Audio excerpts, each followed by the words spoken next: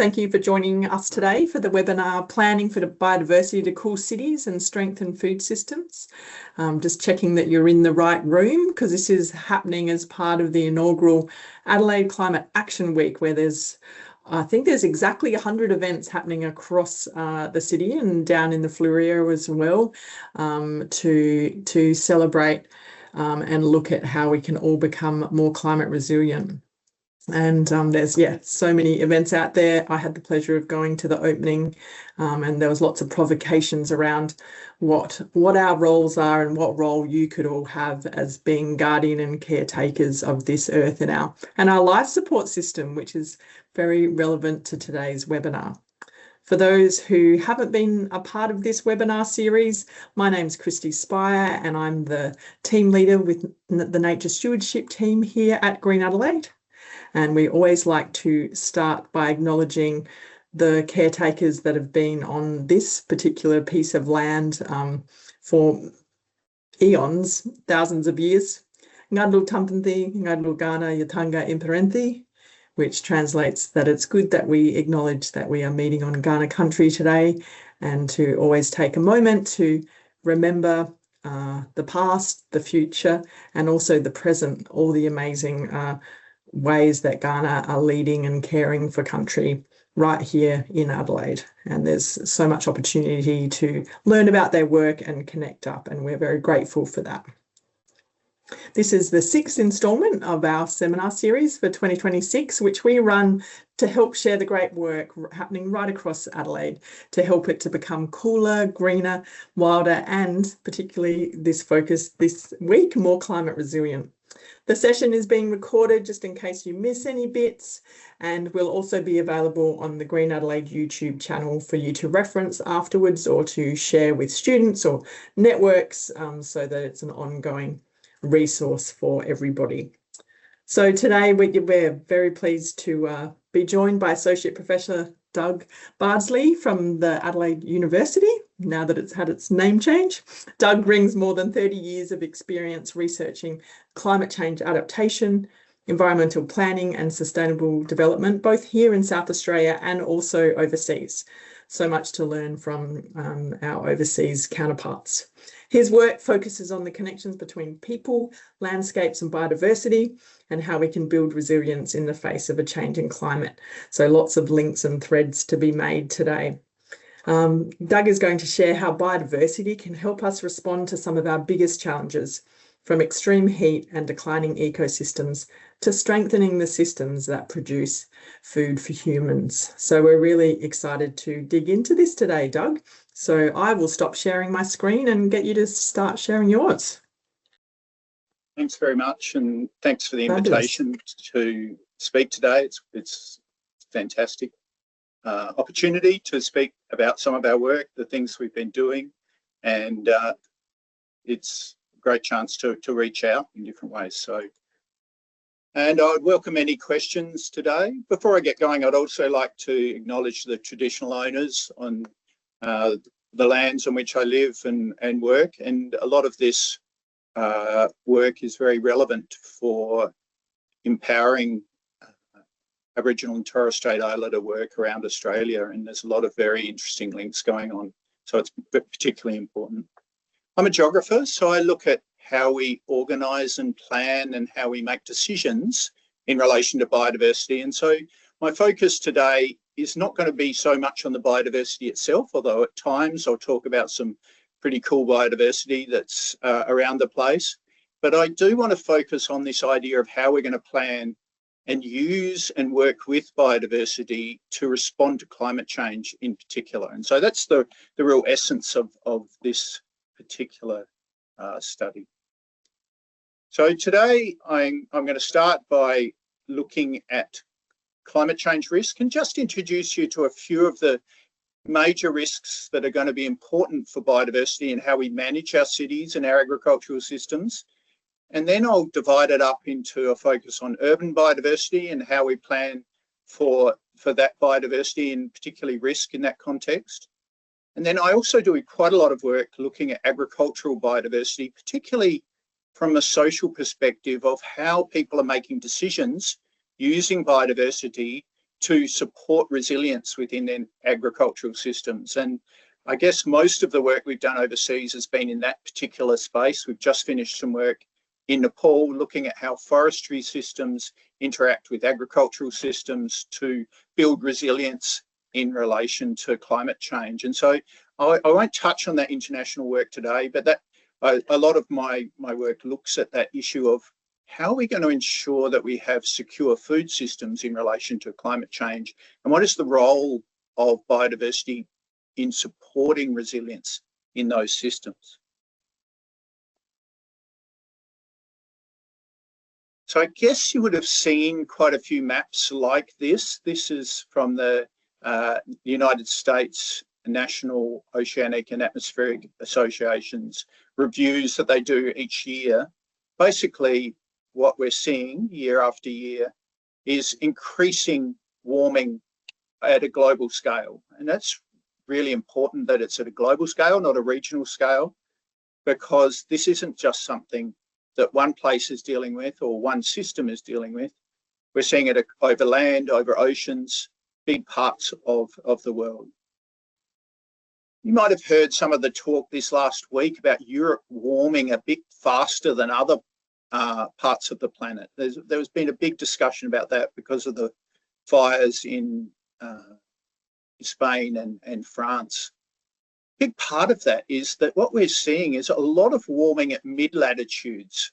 So there's this warming right through where you can see sort of 20 to 35 degrees, both in the northern hemisphere and in the southern hemisphere. It's not only those areas, but that is a bit of a general trend. Also, Europe's surrounded by ocean, and the oceans are warming faster than the land. I'll talk about that a little bit in a second as well.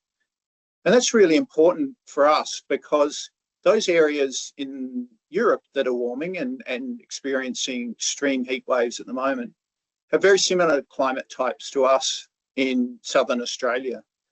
And you can see here, this is a long-term trend over the last 100 years or so in relation to rainfall.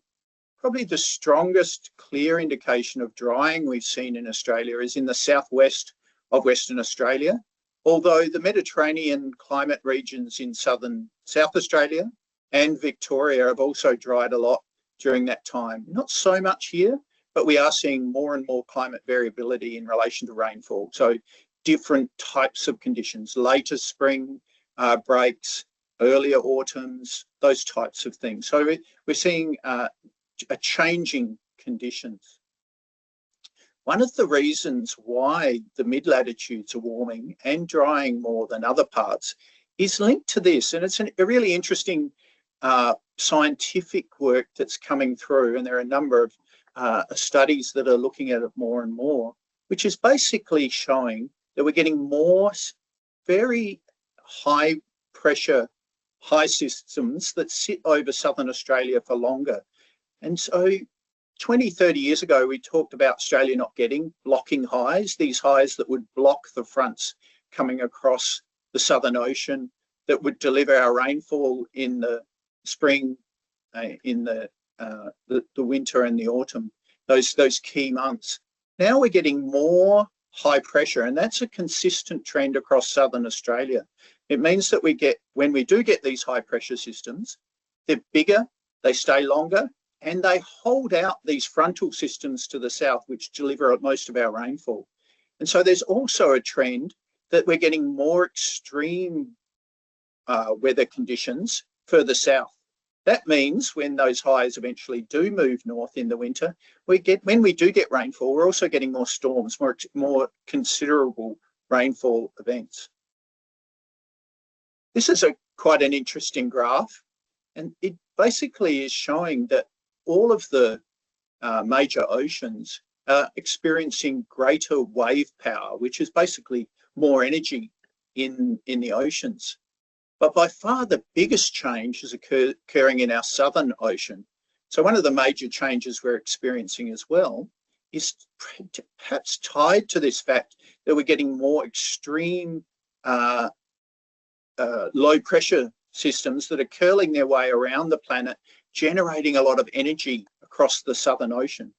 Also, the Southern Ocean doesn't have a big barrier. The Pacific Ocean has barriers that don't allow those wave systems to continue to expand. And so another big issue that we have to deal with is increasing wave action in our coastal systems. I'll just finish up here because I'm not going to cover all of the climate change impacts, but it does link to a trend in ocean heating.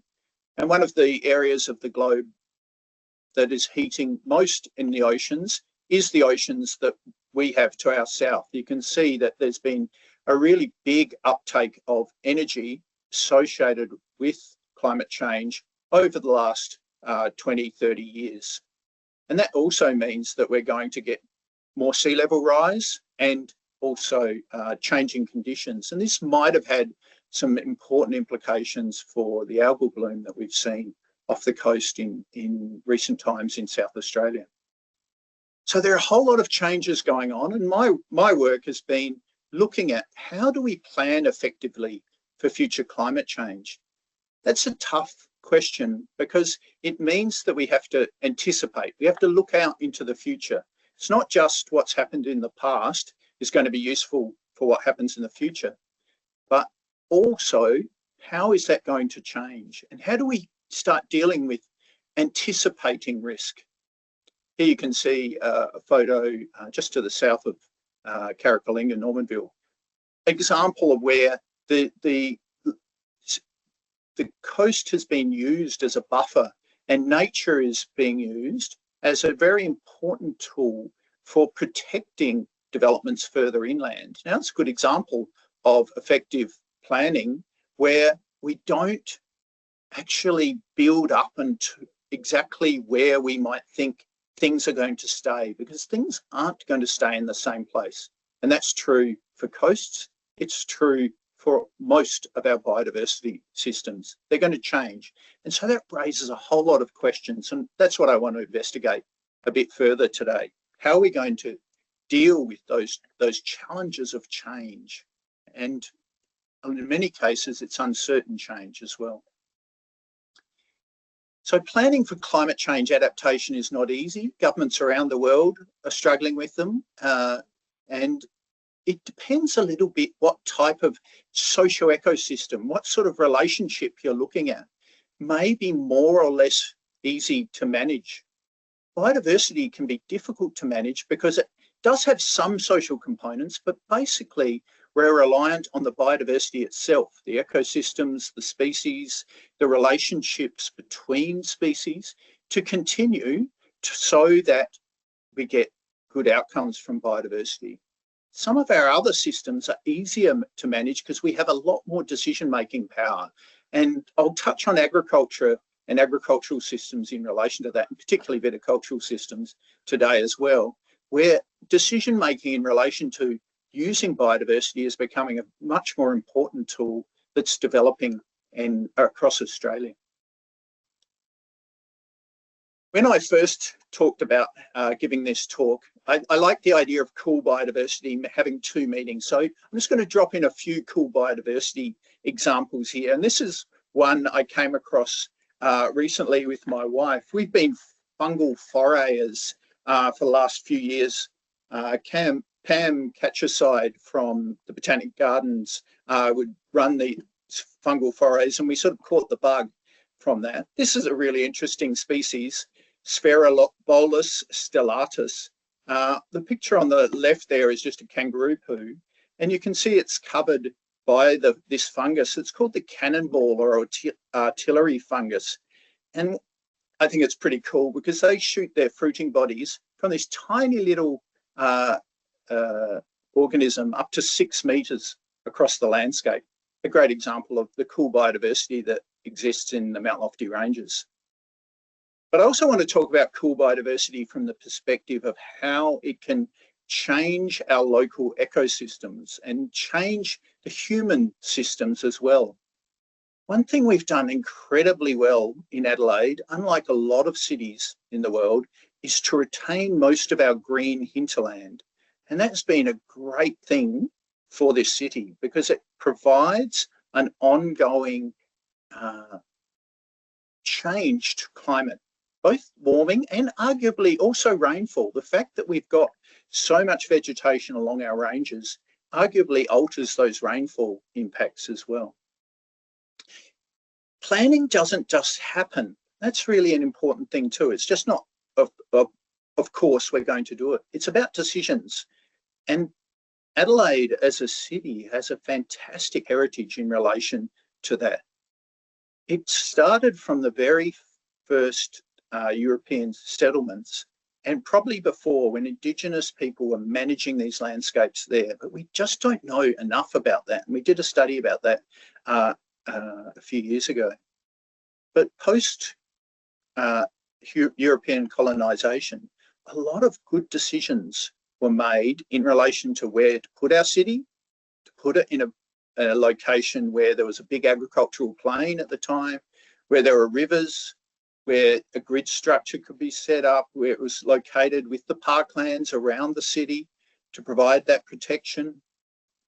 But also it's a healthy city that distanced a lot of industry, the port, from where people were living. So we have a very good heritage of urban planning in South Australia that, if you see from the times it was set up back in the mid 19th century, have been retained more or less. And that's a very important part of the heritage of South Australia that is going to allow us to continue to have a cool city.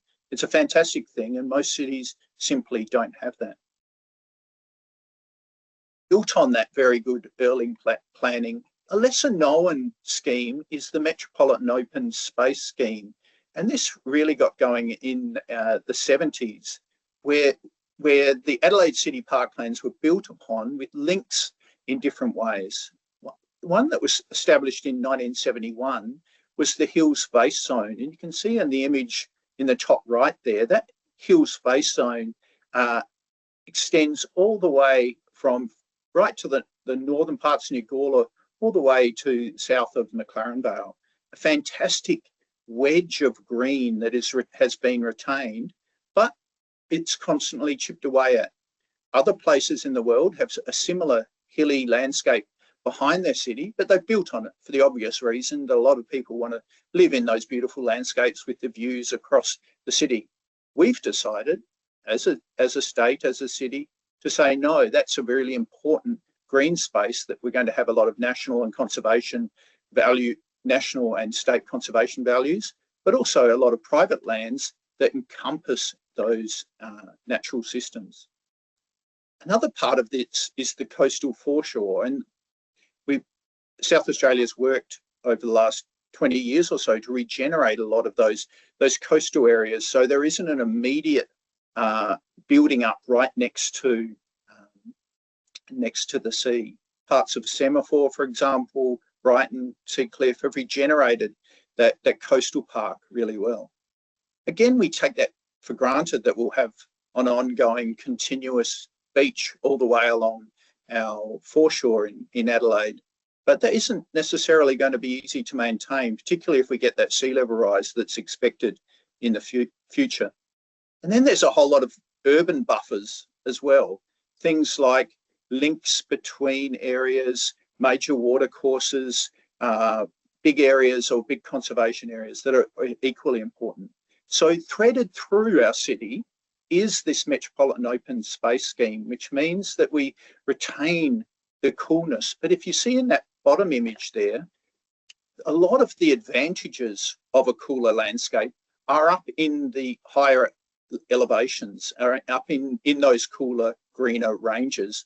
And that does raise questions of equity. And we've had some studies that have looked at equity in relation to greening that are particularly important. Hey, 20 years or so ago, I did a review working with the then Adelaide Mount Lofty Ranges Natural Resource Management Board, which was the precursor to Green Adelaide and the Hills and Fleurieu landscape boards. And we did a review of what climate change might mean for their natural resource management activities. One of the most vulnerable sectors was terrestrial biodiversity. Partly it's because most of the biodiversity that we've kept intact is in that cool, damp biodiversity island of the relatively cool, relatively well fed by rainfall areas up the top of the ridge. Those areas are highly exposed to a warming, drying trend. And so that's a big challenge. Their sensitivity systems are quite sensitive, but a lot of our biodiversity is adapted to variable hot, dry conditions. So there is some significant resilience within most of those ecosystems. But we're already seeing that ongoing drying can really damage those ecosystems, particularly those ecotonal areas, those areas where different systems overlap. And most of those systems require cooler or wetter triggers to regenerate effectively. So they need to have wetter seasons to have big change or regenerations. So the impacts are high. And the adaptive capacities are difficult, but that's where we come in. How do we plan out these landscapes to better support the adaptation? Naturally, biodiversity adapts to changes like climate change. It has done so. The problem is, historically, when you get very fast change, you get collapse in biodiversity systems and then they regenerate. We don't want that. We want to support our biodiversity systems that are already highly fragmented and they have a lot of invasive species in them to change and adapt effectively. And that will be the way that we can support those systems so they are less vulnerable over time. These are some recent images during the long dry period over the last couple of years. And you can see an example on the left-hand side there of one of those ecotonal areas where there was a crossover between the valley floor vegetation and the hilltop vegetation. That's where we've been seeing a lot of drying through the Adelaide Hills in general. You also might have seen examples where trees have died or collapsed and been weakened by that. And that's another element that we're going to have to manage and plan for effectively. The other really big one, and this is where with all Mediterranean climate systems, is the management of fire in relation to biodiversity. So planning for biodiversity isn't just all adding as much as possible, it's thinking about how we're going to do this cleverly, how we're going to manage biodiversity in relation to our settlements to ensure that the good aspects are maximised, but we're also mitigating the risks because those risks are real. And unfortunately, just as biodiversity is going to be challenged by climate change, we're also likely to get more extreme fire weather in association with those changes that I talked about. I'm a social scientist, and so a lot of what I look at is how we make decisions. And I quite like this quote. It was attributed to Aristotle in his book Politics, but I'm not sure if it is truly from him. But it's this idea that the city is built politics. So unlike in rural areas where a lot of systems depend on nature, the city is more about decisions, more about how our society chooses to organise things. So when we look at urban biodiversity, we have more power to make those decisions. Partly that's because a lot of people live in the city. There's a lot of economic and political will in the city, but also is there a lot of scientists, a lot of ecologists, a lot of volunteers, a lot of very keen people in different organisations really trying very hard to manage this little space that we have around us. So we've got opportunities to make decisions in relation to things like climate change. This is not my work, but it's great work that's been done by others in the South Australian government and in organising climate change adaptation responses across Adelaide. Importantly, when we look at warming across Adelaide, it's not even. You can see the streets of the CBD there are much hotter than other parts, but then there are some buildings that are much hotter than others.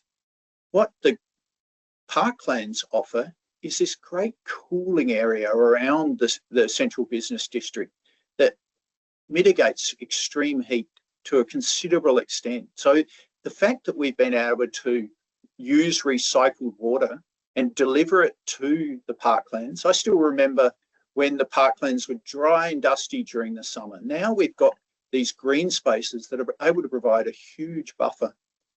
And so when we think about planning, the more of those green spaces and the less of the really extreme hot spaces that we have in the landscape is going to be important.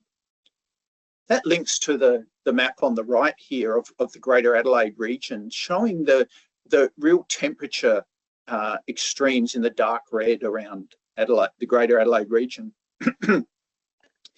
You can see in this case, the western suburbs and parts of the northern and southern suburbs are much warmer than the eastern suburbs.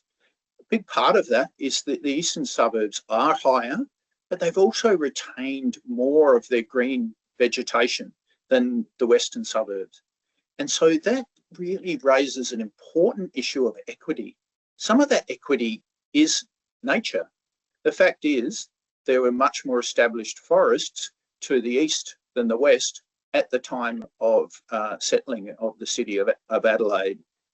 But we can think beyond simple trees as vegetation and start to think more cleverly. And this is some work by one of my colleagues here, looking at how we can design our own local spaces, our personal landscapes, to try and minimise the heat in our areas around our house and maximise cooling.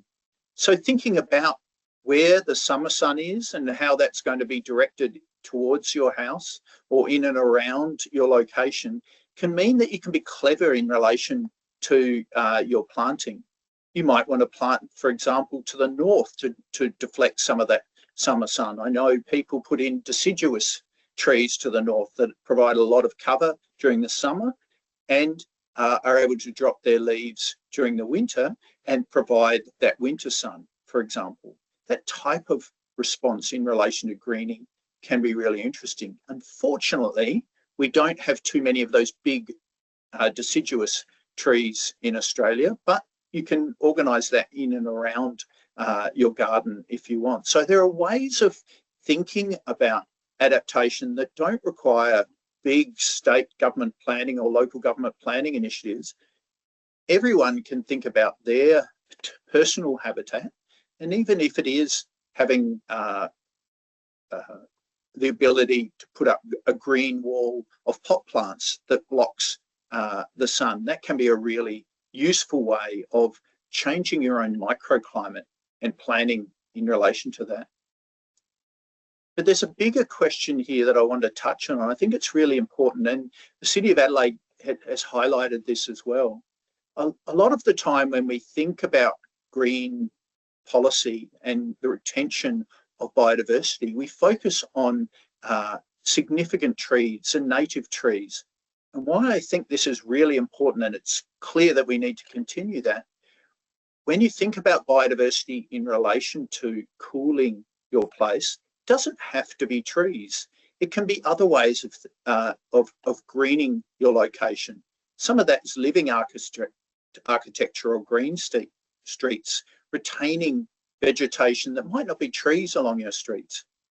Actually building a garden in and around your space that is a vegetable garden or for fruit trees might provide a lot of that activity as well. So I think there's a really interesting question here, and some social scientists really talk about it, which is moving beyond a focus simply on natural biodiversity to starting to think about biodiverse landscapes in a more complex way. And it's controversial, and personally I'd love to see native biodiversity retained in all cases, but where we can retain any green in and around our houses and our streets, we'll be able to reduce and mitigate the impacts of a warming trend. There's some really interesting opportunities for new policy here, and we've looked at some of these in different ways. Recently, the Unley Council, for example, tried to increase rates for residents who did not retain up to 15% of their green space on their properties. And so they were wanting to, for example, say, well, retaining green space is a public good. We want to benefit those ratepayers who retain more green and say to those people who are not, then you've got to pay for those people's retention of green activities. That's basically putting an economic price on green space. Controversial, I don't think it got through. So, but it was an idea. Another idea is starting to look in relation to social equity in relation to greening. Could we move beyond rebates that are provided by local councils, and they're great to support people to manage their significant and native trees, to looking at biodiversity management more broadly, particularly for those people with smaller allotments or people who might not be able to grow significant trees, like a lot of the north and west of the city. So there are opportunities for new types of policy, new management interventions that are going to be really interesting in relation to this in the future. We've been looking a lot at bushfire impacts in the periphery of Adelaide, and that interacts with this issue of retaining biodiversity in and around the city, particularly as quite a lot of people feel particularly vulnerable. And this is where we looked at peri-urban Adelaide and peri-urban Port Lincoln, looking at how vulnerable people feel in relation to bushfire. And we've pushed a lot of our urban space right up to and adjacent to the conservation estate. And that creates overlap and challenges for future management. It also means that in many cases, as we move into those spaces, people who are managing the biodiversity have to asset burn or reduce the fuel loads disproportionately in relation to it. The second thing I want to look at is agricultural biodiversity and planning for risk. I'll tie up the urban issue there. Now, this cool example comes from Switzerland, which is my one international example. This is an organisation I worked with a little bit and studied what they were doing, because they have gone to their gene banks where their old varieties of crops were held and said, no, we don't want them just to sit in a stuffy old gene bank. We want to return those to the landscape. And it's about 80 farmers, mostly in the area of eastern Switzerland, the canton of Graubünden, where they work together, and they've been growing these crops, some of the highest crops in Europe, over 2,000 metres in the case of this barley field image, to conserve biodiversity and mitigate risk. And they've been working together, and it's just grown and grown, and it's become better known across Switzerland. So it's a great idea, and it's a great example of how you can use diversity in agriculture to generate resilient systems where people are working together. Where agriculture and biodiversity is really interesting right now is that we've seen for a long time we had a reduction in world hunger associated with the Green Revolution, which exploited diversity to generate high-value crops. But from about the last 15 years or so, we really haven't seen many gains in relation to global hunger. And in fact, things have got a lot worse. And yeah, we blame COVID, but if you see here, really it was even before COVID that we were seeing a levelling off in relation to the great gains in relation to that big challenge. There's the potential for climate change now to cause much more significant damage across agricultural systems. We're seeing Europe this year, for example, going to have significant reductions in its production, but also other parts of the world that maybe we don't hear about as much are constantly being challenged in relation to an increase in more extreme climate and more variable climate. And that's going to challenge our food production systems in the future. Already across Australia, we're seeing relatively high levels of food insecurity.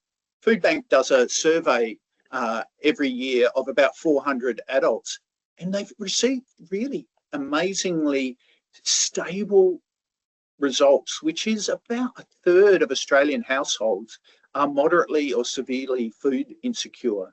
So our food system, which we might say it's going to be challenged by climate change, already for a lot of people, our food system isn't working particularly well. We've looked at it from a historical perspective, and that system that we've set up has been very dependent on the lost natural biodiversity. And so a lot of the great success of our very efficient agricultural systems has been linked to broad-scale clearing historically. That means that in many of those more settled parts of Australia, the percentages of species affected by habitat loss are particularly high in those agricultural and urban areas, those areas where we've had big impacts in different ways. This is an important message. Partly it's to say, can we do it differently? And we are, and there's a lot of really good things going on, and I'll talk to some of those in a second. But it's also an argument to suggest that the model of modern agriculture, which we thought was really good, actually isn't necessarily the best model around, because other parts of the world, particularly through Southeast Asia, Central Africa, at Central America, where there are big forestry systems, don't want to do the same thing. In fact, we can't have them do the same thing and have climate change under control. We've had several studies that have looked now at how the narratives, or what people perceive of biodiversity and what the values they attribute to them, is changing across Australia. And I think there's quite a lot of really good work on this going on in and around Greater Adelaide, but also around Australia. This is some work we did down in the McLaren Vale when we talked to people about what biodiversity means to them. And a lot of them said, well, for a long time, the real focus has been on natural habitat, and that's great. But biodiversity means a whole lot of other things for us. It means resource management, that we can manage our landscape better, that we suppress pests and weeds, that we generate a landscape that is really attractive and is going to attract tourists, but also is beautiful for us. This generates a whole concept of biodiversity, which becomes important. Bequest values, values of passing on a landscape to future generations, which are really important. It also links to more pragmatic goals of production resilience and marketing opportunities. And I'll just use some of the quotes we had from different farmers to talk to that. A lot of it is recognising that biodiversity offers huge value now to regenerate landscape. This is a quote. To me, it's integrating farming with our native landscape that is the most important thing I've tried to make a point of, because the old concept of just clearing the land and doing away with all the native landscape is wrong. So there's a awareness, a growing awareness across many parts of South Australia of the importance of biodiversity. The gums here make a great shelter belt, which we planted. I really like the hedgerow idea. The southwesterly comes from that way, just the way we're focusing, and it is fierce at times, and we use the timber from dead trees for firewood. If it rains on the hills, it roars across the paddock, so it protects the house and orchard from the flow. It's another important issue. All of the biodiversity we have is providing habitat for predatory bugs. I used to have to spray all the time to control light brown apple moth, and now I don't have to spray at all. It's just not an issue. We're also starting to look at building diversity more back into their agricultural systems as well. Viticulture is really leading this because they've got a lot of choice and they're doing a lot of work with it. And South Australia has really been leading some of this innovation. And Avignon says, climate change probably is the biggest risk. And that is one of the reasons we always have new things coming on. We've just released the first pig pool in Australia. Next year it will be Negro Amaro. It matures very late. That will be interesting. Sangiovese is fairly prone to sun damage, but Nero d'Avola is not. So some of those varieties might be the opportunity and might mean we can get through. It raises a whole lot of questions for farmers, but also people that may enjoy drinking wine, or when they're choosing other products, other foods, for example, how we value and support good management. How do we support farmers that are experimenting in this way, making good decisions?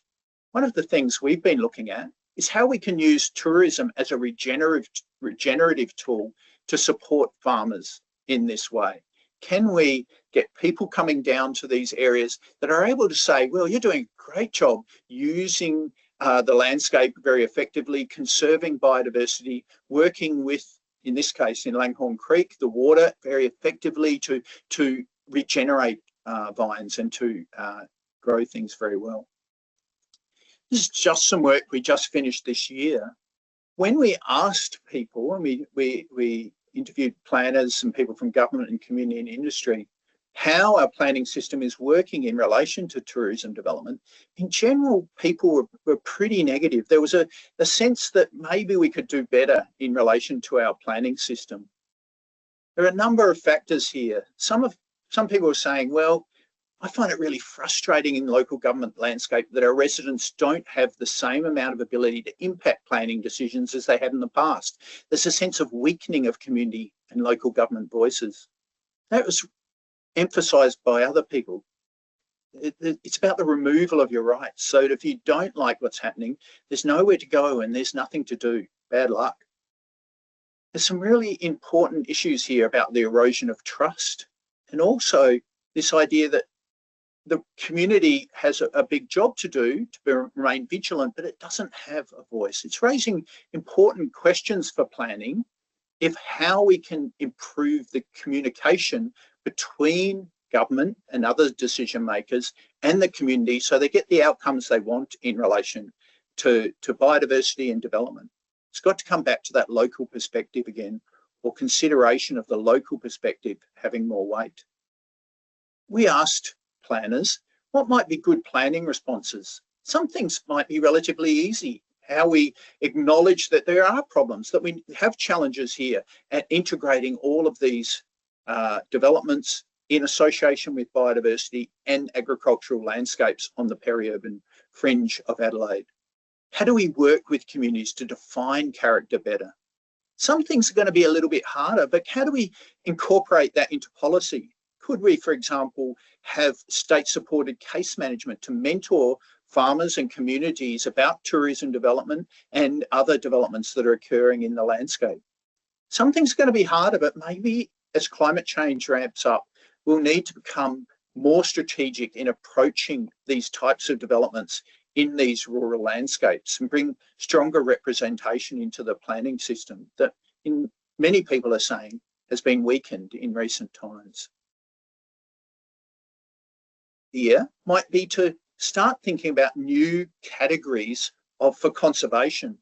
I'll just go quickly through this because we don't have much strict conservation in and around Adelaide. There's small conservation reserves, but basically we rely upon vegetation heritage agreements across the settled areas of Australia. One idea would be to use different, I might flick through that one,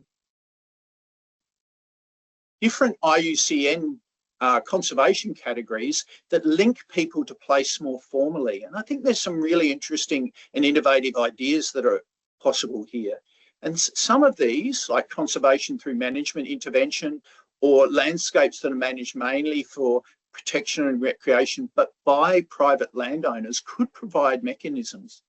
We did some work a little while back with a French colleague, and the French use a lot of these other IUCN categories to work closely with farming and farming communities to develop better biodiversity outcomes. Up till now in Australia, we've used some of these IUCN categories for Indigenous protected areas, and they've been great across big areas of Central Australia.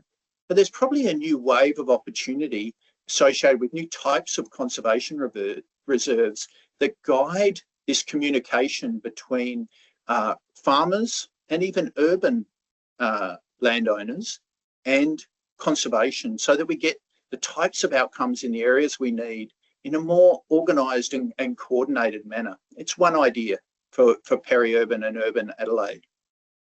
I'll finish up here because I want to have some time for questions. There's really a big challenge ahead, and we've seen it particularly in our oceans in recent times, but big parts of Australia, coastal regions are being challenged in relation to sea level rise and storm surges, but also in urban and agricultural regions, terrestrial regions. We need to start looking at how we can reconceptualize the importance of biodiversity so that we can better manage the climate change impacts that are projected. Just before I go, a bit of a plug about the open day for Adelaide University that's on this Sunday, and perhaps seek us out if you're interested in these types of topics. We have a Bachelor of Sustainability and Climate Change, and I particularly am involved with the environmental management major in that one. So it might be worth seeking out if you're looking to go to university in the near future. There's a whole lot of references here, so I think they're recording this, so they'll be available if you're interested. A lot of those links might be really useful. I'll stop sharing now, and hopefully we can have a bit of a conversation. Fantastic, thank you. Yes, we'll make sure we share all those references at the end so that you can keep exploring, and lots of rounds of applause coming from everywhere, which is excellent. So we've got a few questions here for you, Doug. If you do, I can see a few people are putting their hands up. In this webinar function, if you would like to pop in a question, please pop it in the chat so that we can direct it to Doug in the last couple of minutes today. I've got one here from Bianca. Doug, how do you demonstrate that policy advisory work is delivering meaningful outcomes? That's a really big question. Yeah. And then she's got a secondary one that kind of links. Yeah. How do you ensure external stakeholders engage with the evidence and seriously consider all of those kind of available options? Yeah. I think there's an ecological answer to that, and there's a social answer to that, because we have fantastic work underway that's partly Green Adelaide's work, partly other landscape boards, where they're constantly monitoring our landscapes, and nature conservation areas do that as well.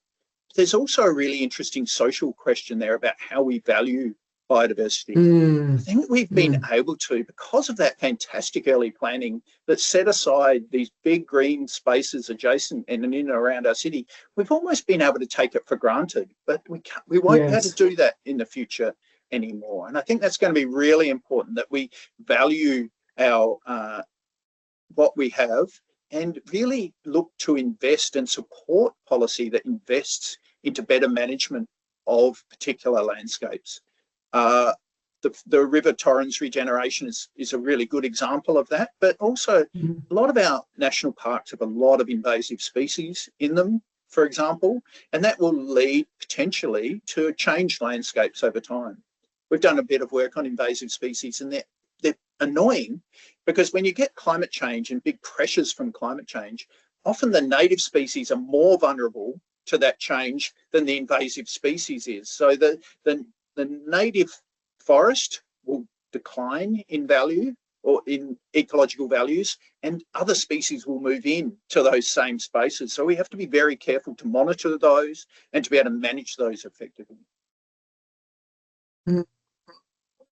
And so do you think there's kind of some, I know it's always hard to condense, especially some of your broad research down into kind of some top areas that you think we need to focus on in better planning for biodiversity in Adelaide?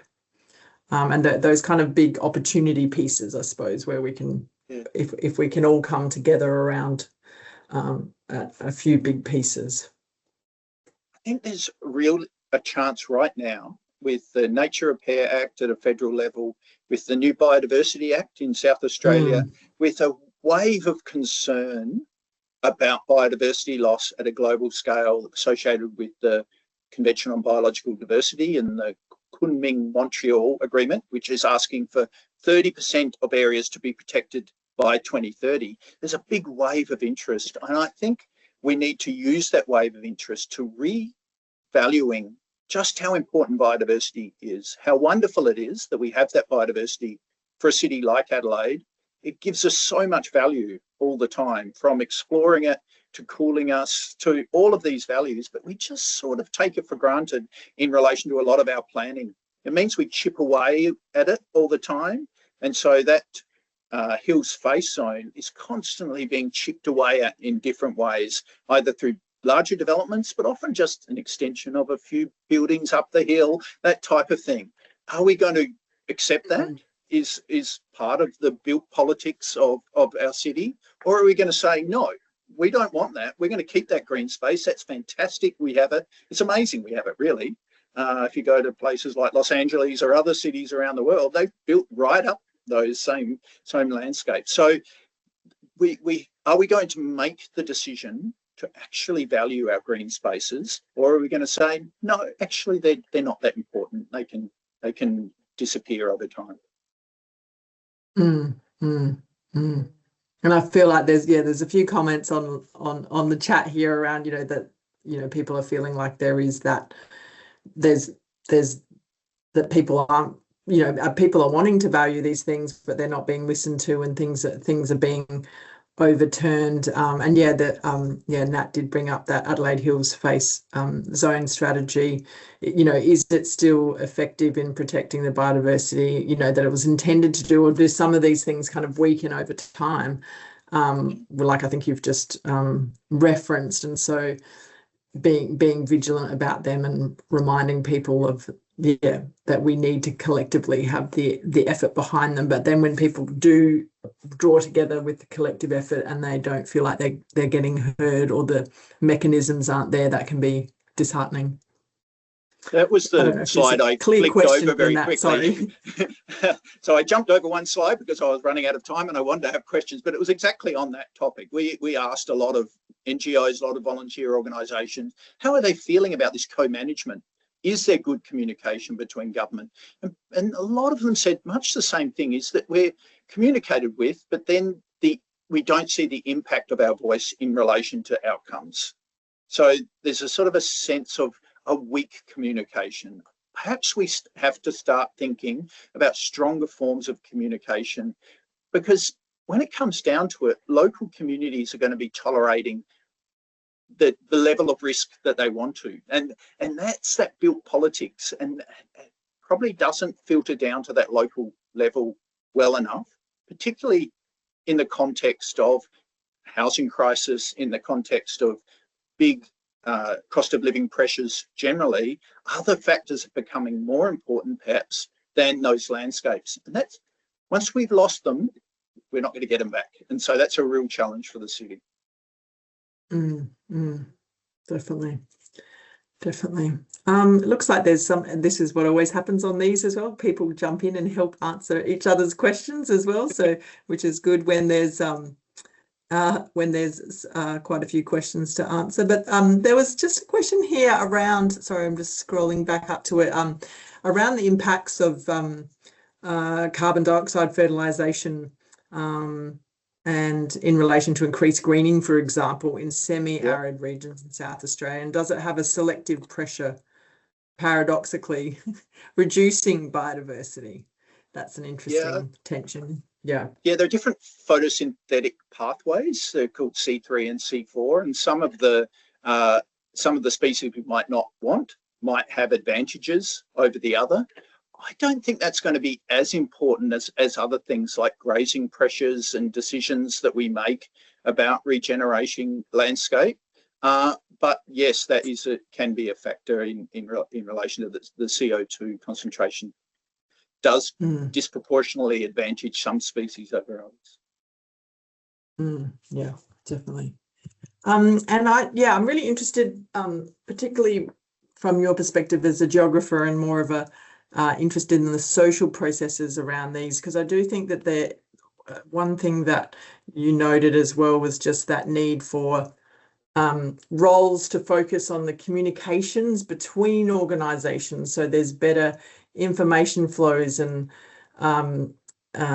just understanding between groups and governments and communities. And I know that there's even the roles that some of us play here in Green Adelaide help with that, but there's sometimes those types of roles have been limited, and so then there's lots of silos in a system that you're talking about that has all these threads and ways of pulling things together. Have you seen some good examples of investments in people to do the social process of all this work that you've highlighted today?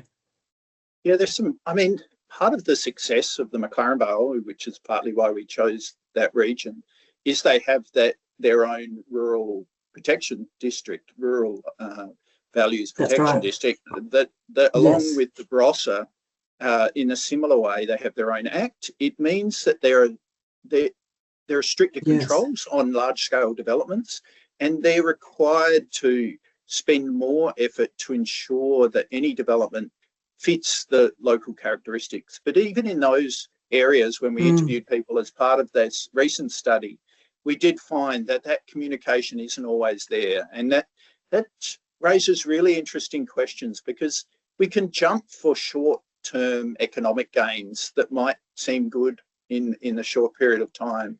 But really what I'm interested in, and perhaps everyone who's interested in environmental management for long-term sustainability, it's thinking not just 10 years ahead and what money we can make from the landscape, but what will it be like for our great-great-grandchildren, like we are, of how Adelaide was set up.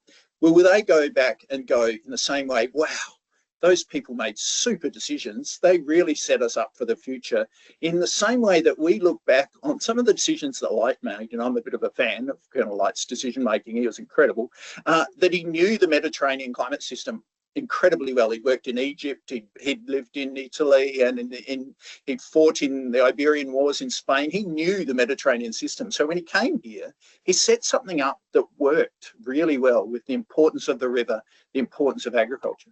He used knowledge to make decisions. We have knowledge. We know that we're going to have big problems from climate change in relation to biodiversity. We have that knowledge now. There's so many good researchers doing studies on it.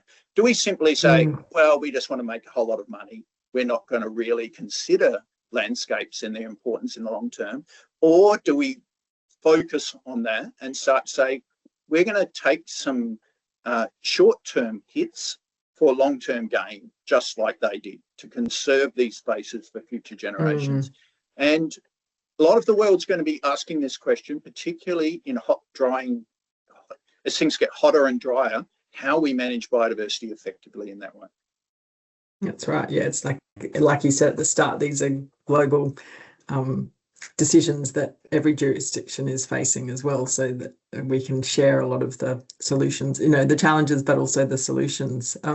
One final question that I'll throw in just for the last minute, which is another big one. But currently, we're not only seeing a change in city biodiversity and climate patterns, but also significant changes in land use, which we've touched on in the questions as well. But how do you suggest we turn these changes from competing interests to urban biodiversity and urban food system resilience, to opportunities to incorporate this, green mixed use spaces as well, which I know there's more and more examples of those good mixed use spaces happening in cities around the world as well? I think there are great opportunities for Adelaide to do this, because we have such an adjacent rural area, and some of the really leading farming and organisations are doing this, and that's coming through farmers markets, that's coming through some better links between farmers and supermarkets. We just wrote a paper on this idea of regenerative supermarkets that really focus on local produce to promote that over time and really building on those links.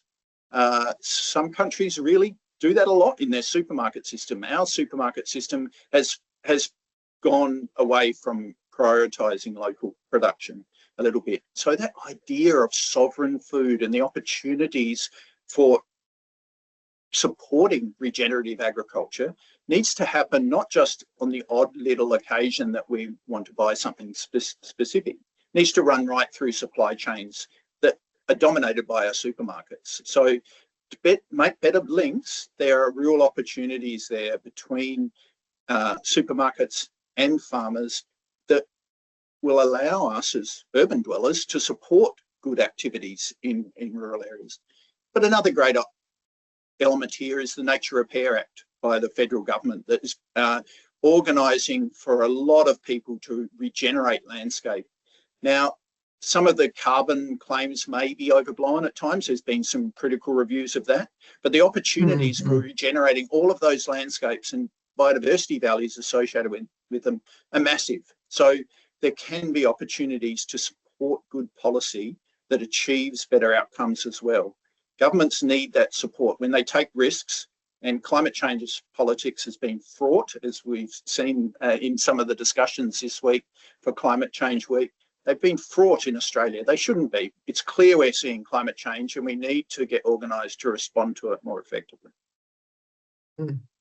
Excellent. Well, unfortunately, I'm going to have to leave it there, and I'm aware we didn't get to everyone's questions today, but we will follow up some of those after the session with Doug to get some of that back to you with some local links or some international links that you can look at and look at how we can strengthen policy and planning here in Adelaide. Thank you so much, Doug, for your time in a busy season of getting ready to teach some more students, which is fantastic. Hope some of you can get out to the open day on Sunday. Our next webinar in this series is with Dr. Emily Lydon, another awesome researcher who will share research on the future of the Dry Creek salt fields and how environmental, social and economic values are being balanced to help shape the future of this area, which again, is, there's lots of planning decisions and different landholders and a complex one in that location. So please join us for that one, and all the rest of our series are online on the Green Adelaide YouTube. And we do hope that many of you get out to some more of the Adelaide Climate Action Week, or the Core Week as it's now being called. We've got a session on wildlife friendly gardens out at the precinct on Friday. There's a bio blitz happening at Bayard's Wetlands down south if you want to get your hands dirty. And we've got an awesome session with Jeffrey Newchurch and Neil Draper on Saturday at the Exchange, the 3 sacred rivers at the heart of Kaurna country. So much to learn and to work on together. So thank you all for tuning in today, and we hope to see you next time. Have a great night.